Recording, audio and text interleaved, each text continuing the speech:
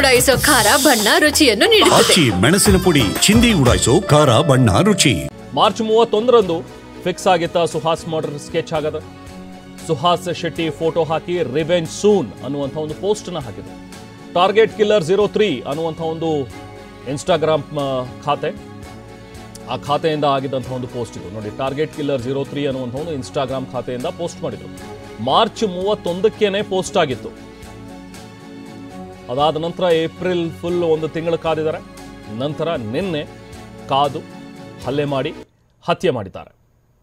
ಆದರೆ ಇರುವಂಥ ಪ್ರಶ್ನೆ ಈಗ, ಈ ಥರದೊಂದು ಇನ್ಸ್ಟಾಗ್ರಾಮ್ ಪೇಜ್ನಲ್ಲಿ ಈ ಥರದ್ದು ಯಾರೋ ಒಬ್ಬ ಕಿಡಿಗೇಡಿ ಹಾಕಿದ್ದಾನೆ ಅಂತ ಹೇಳಿದ್ರೆ ಯಾಕೆ ಕ್ರಮ ಕೈಗೊಳ್ಳಲಿಲ್ಲ? ಆ ಟೈಮ್ನಲ್ಲೇ ಈ ಯಾರ್ದಿದೆ ಪೇಜು ಅದನ್ನು ಬ್ಲಾಕ್ ಮಾಡುವಂಥದ್ದು, ಅದನ್ನು ಅದರ ಜಾಡು ಹಿಡಿದು ಹೊರಟು ಯಾರು ಮಾಡಿರ್ಬೋದು. ಯಾಕಂದರೆ IP ಅಡ್ರೆಸ್ಗಳು ಸಿಗುತ್ತೆ, ಎಲ್ಲಿಂದ ಪೋಸ್ಟ್ ಆಗಿದೆ ಅನ್ನುವಂಥದ್ದನ್ನು ಹುಡುಕಬಹುದು. ಸೈಬರ್ ಪೊಲೀಸರು ಅಷ್ಟೊಂದು ಸಕ್ಷಮರಾಗಿದ್ದಾರೆ ನಮ್ಮಲ್ಲಿ. ಒಂದು ಪೋಸ್ಟ್ ಹಾಕಿದ್ರೆ ಅದರ ಮೂಲವನ್ನು ಹುಡುಕೋದು ತುಂಬ ಕಷ್ಟ ಸಾಧ್ಯ ಏನಿಲ್ಲ ಇತ್ತೀಚಿನ ದಿನಗಳಲ್ಲಿ.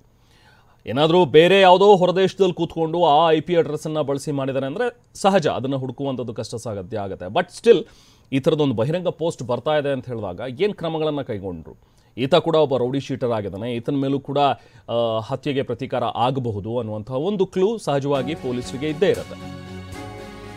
ಇನ್ನು ಸುಹಾಸ್ ಶೆಟ್ಟಿ ಹತ್ಯೆಯ ಹಿಂದೆನೇ ಈಗ ಬಂದೋಬಸ್ತ್ ಕೂಡ ಏರ್ಪಡಿಸಲಾಗಿದೆ. ಕಿನ್ನಿಪದವು ಜಂಕ್ಷನ್ ಬಳಿ ಪೊಲೀಸರನ್ನ ನಿಯೋಜನೆಗೊಳಿಸಿದ್ದಾರೆ. ಹತ್ಯೆಗೆ ಬಳಸಿದಂಥ ಕ್ಯಾಂಟರ್, ಸುಹಾಸ್ನ ಕಾರು, ಈಗ ಅದನ್ನು ಸ್ಥಳದಿಂದ ತೆರವುಗೊಳಿಸಿದ್ದಾರೆ. ಘಟನಾ ಸ್ಥಳದಿಂದ ಪೊಲೀಸರು ಈಗಾಗಲೇ ತೆರವುಗೊಳಿಸಿ ಸ್ಥಳದಲ್ಲಿ ಬಿಗುವಿನ ವಾತಾವರಣ ಇದೆ. ಯಾಕಂದರೆ ಈಗಾಗಲೇ ಬಂದ್ಗೆ ಕರೆ ನೀಡಿದ್ದಾರೆ. ಕೆಲವೊಂದಷ್ಟು ಸಂಘಟನೆಗಳು ಈಗ ಹೋರಾಟಕ್ಕೆ ಮುಂದಾಗಿವೆ, ಪ್ರತಿಭಟನೆಗಳು ನಡೀತಾ ಇವೆ. ಹತ್ಯೆಗೆ ಬಳಸಿದಂಥ ಒಂದು ಕ್ಯಾಂಟರ್, ಆ ಸುಹಾಸ್ ಕಾರ್ ಏನು ಬರ್ತಾ ಇತ್ತು, ಸುಹಾಸ್ ಶೆಟ್ಟಿ ಕಾರು ಆ ಸ್ಥಳಕ್ಕೆ ಬಂದಾಗ ಕಿನ್ನಿಪದವು ಜಾಗದಲ್ಲಿ ಕ್ಯಾಂಟರ್ ತಂದು ಫಸ್ಟು ಡಿಕ್ಕಿ ಹೊಡಿಸಿದ್ದಾರೆ, ಬ್ಲಾಕ್ ಮಾಡಿದ್ದಾರೆ ಜಾಗವನ್ನು. ನಂತರ ಆತ ಇಳಿದು ಓಡೋದಕ್ಕೆ ಪ್ರಯತ್ನ ಪಟ್ಟಾಗ ನೋಡಿ 4 ಜನ ದುಷ್ಕರ್ಮಿಗಳು ಆತನನ್ನು ಅಟ್ಟಾಡಿಸ್ಕೊಂಡು ಹೋಗಿ ಆತನನ್ನು ನೆಲಕ್ಕೆ ಬೀಳಿಸಿ ಆತನ ಮೇಲೆ ಮನಸ್ಸೋ ಇಚ್ಛೆ ಹಲ್ಲೆ ಮಾಡಿದ್ದಾರೆ. ನೋಡಿ, ಆತ ಇನ್ನೇನು ಉಸಿರು ಚೆಲ್ಲಿದ್ದಾನೆ ಅನ್ನುವಂಥದ್ದು ಗೊತ್ತಾದ ಮೇಲೂ ಕೂಡ ಹಲ್ಲೆ ಮಾಡಿರುವಂಥ ಈ ದುಷ್ಕರ್ಮಿಗಳು. ಆತನ ಮೇಲೆ ಅಷ್ಟೊಂದು ದ್ವೇಷ ಯಾರಿಗಿತ್ತು, ಯಾಕಿತ್ತು? ಇದು ಸಹಜವಾಗಿ ಕಾಡುವಂಥ ಪ್ರಶ್ನೆ. ಯಾಕೆ ಇವನ ಮೇಲೆ ಪ್ಲ್ಯಾನ್ ಮಾಡಿ ಸುಹಾಸ್ ಶೆಟ್ಟಿಯನ್ನು ಈ ರೀತಿಯಾಗಿ ಬರ್ಬರವಾಗಿ ಹತ್ಯೆ ಮಾಡಿದ್ದಾರೆ?